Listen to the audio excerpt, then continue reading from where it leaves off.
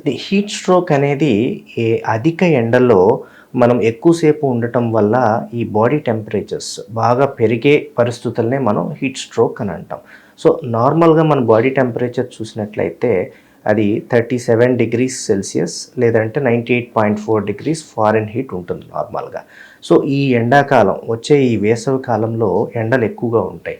So, ఈ ఎండలు ఎక్కువగా ఉన్నప్పుడు బయట టెంపరేచర్స్‌తో చూసినట్లయితే మన బాడీ టెంపరేచర్స్ బాగా పెరుగుతాయి ఎండలో ఎక్కువసేపు ఉన్నప్పుడు. అది మోర్ దాన్ 104 డిగ్రీస్ ఫారెన్‌హీట్ లేదా 40 డిగ్రీస్ సెల్సియస్ దాటినప్పుడు దానివల్ల వచ్చే పరిణామాల్ని మనం హీట్ స్ట్రోక్‌గా పరిగణిస్తాం. సో, మెయిన్‌గా బాడీ టెంపరేచర్ మనది పెరిగినప్పుడు సాధారణంగా కూడా ఈ చెమట రూపంలో ఈ స్వెట్ అంటాం. స్వెట్ రూపంలో అంతా కూడా చల్లబడుతుంది బాడీ టెంపరేచర్‌ని తగ్గించుకునే దానికి.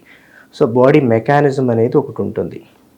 సో, మెదడులో ఒక హైపోథాలమస్ అనే ఒక చిన్న పార్ట్ సో, ఈ బాడీ టెంపరేచర్‌నంతా గూడా రెగ్యులేట్ చేస్తా ఉంటుంది.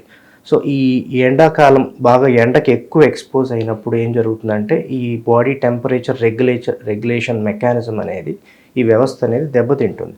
సో, దీనివల్ల కంటిన్యూయస్‌గా మన body temperature more than 104 degrees Fahrenheit పెరగడం వల్ల, సో, దానివల్ల వచ్చే పరిణామాలు మనం హీట్ స్ట్రోక్‌గా పరిగణిస్తాం.